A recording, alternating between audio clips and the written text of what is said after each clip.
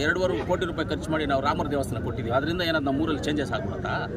ಏನು ಚೇಂಜಸ್ ಆಗಲ್ಲ, ಯಾವುದು ಆಗಲ್ಲ. ಇವಾಗ ಯಾರ ಮಾತು ಯಾರು ಕೇರೋರಿಲ್ಲ ರೀ. ಅವ್ರವ್ರೇ ಅವ್ರ ಲೀಡರ್ಸು, ಅವ್ರವ್ರು ಹೆಂಗೆ ಓಟ್ ಹಾಕಬೇಕು ಏನು ಹಾಕಬೇಕು ಅಂತ ಜನ ಇರ್ತಾರೆ. ನಾವು ಹೇಳೋದನ್ನ ಯಾರಾದ್ರು ಓಟ್ ಹಾಕೋದು ನಾವು ನೋಡ್ತೀವ? ಅವ್ರವ್ರು ಮಾಡ್ತಾರೆ. ಲೋಕಸಭೆ ಎಲೆಕ್ಷನ್ ಅಲ್ಲಿ ಇದೇ ಒಂದು ಅಸ್ತ್ರ ಆಗುತ್ತೆ ಬಿಜೆಪಿಗೆ ಅಂತ. ಏನು ಅಸ್ತ್ರ? ರಾಮ ಮಂದಿರ ಕಟ್ಟಿದೀವಿ, ಅದನ್ನ ಇಟ್ಕೊಂಡು ಮುಂದೆ ಓಟ್ ಏನಾದ್ರು ಕೇಳ್ತಾರ ಜನಗಳನ್ನ? ನೋಡಿ, ದೇವಸ್ಥಾನ 2.25 ಕೋಟಿ ರೂಪಾಯಿ ಖರ್ಚು ಮಾಡಿ ನಾವು ರಾಮರ ದೇವಸ್ಥಾನ ಕೊಟ್ಟಿದ್ದೀವಿ. ಅದರಿಂದ ಏನಾದ್ರು ನಮ್ಮ ಊರಲ್ಲಿ ಚೇಂಜಸ್ ಆಗ್ಬಿಡುತ್ತಾ?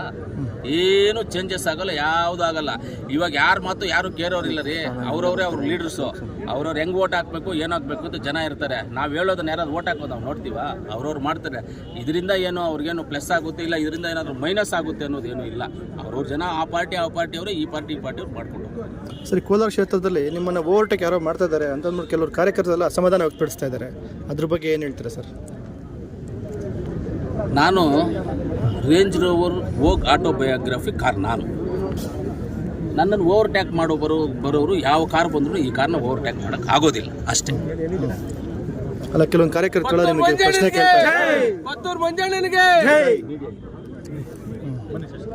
ಕೆಲವೊಂದು ಕಾರ್ಯಕರ್ತರು ನಿಮಗೆ ಪ್ರಶ್ನೆ ಮಾಡ್ತಾ ಇದ್ರು. ನನ್ನನ್ನು ಯಾರು ಪ್ರಶ್ನೆ ಮಾಡಿಲ್ಲ. ನನ್ನನ್ನು ಓವರ್ಟ್ಯಾಕ್ ಮಾಡೋದಕ್ಕೆ ಯಾರ ಕೈಲಿ ಆಗೋದಿಲ್ಲ. ಓವರ್ಟ್ಯಾಕ್ ಅಂದ್ರೆ ಏನು? ನನ್ನನ್ನು ಮುಂದೆ ಹೋಗೋದು ಯಾರು ಹೋಗಿದ್ದಾರೆ ನೀವು ಹೇಳಿ? ಅಲ್ಲ, ನೀವು ಹೆಚ್ಚಾಗಿ ಸಮಯ ಕೊಡ್ಲಿಕ್ಕೆ ಆಗ್ತಾ ಇಲ್ಲ ಕೋಲಾರ ವಿಧಾನಸಭಾ ಕ್ಷೇತ್ರದಲ್ಲಿ. ಕೋಲಾರದಲ್ಲಿ ಯಾವತ್ತು ನಾನು ಬರದೇ ಇರೋ ದಿವಸ ಕಾರ್ಯಕ್ರಮಗಳಿಗೆ ಬಂದು ಹೋಗ್ತಾ ಇದ್ದೀರಾ, ಬಟ್ ಆದ್ರೆ ನೀವು ಇಲ್ಲ. ನಿಮ್ಮ ಒಂದು ಅನುಪಸ್ಥಿತಿಯಲ್ಲಿ ನಾವಾಗೇ ನಿಮ್ಗೆ ಹೇಳಿದೆ ಪತ್ರಕರ್ತರಿಗೆ, ನಾನು ಬೆಂಕಿ ಆಗೋದು ಬೇಡ, ಬೆಳಕಾಗ್ತೀನಿ ಅಂತ ಹೇಳ್ತೇನೆ. ನಾನು ಆ ಕೆಲಸ ಮಾಡ್ತಾ ಇದ್ದೀನಿ. ಬೆಳಗ್ಗೆ ಸಾಯಂಕಾಲ ಜನಗಳಿಗೆ ಸಿಕ್ಕೊಂಡಿದ್ರೆ ಕೆಲಸ ಕಾರ್ಯ ಏನು ಮುಗ್ಸಾಟಿ ಹಾಕಿದ್ದಿಲ್ಲ. ನಾನು ಜನಗಳು ಸಿಕ್ಕೊಂಡಿರೋಕ್ಕಾಗಲ್ಲ. ಯಾವತ್ತೋ ಒಂದು ದಿವಸ 2 ದಿವಸ ಜನಕ್ಕೂ ಸಿಗ್ಬೋದು. ಇಲ್ಲೇ ಸಿಕ್ಕೊಂಡೆ ಕುತ್ಕೊಳ್ತೀನಿ ಬೆಳಗ್ಗೆಯಿಂದ ಸಾಯಂಕಾಲ. ನಾಳೆ ಏನಂತಾರೆ? ಅಭಿವೃದ್ಧಿ ಮಾಡಿಲ್ಲ ಅಂತಾರೆ.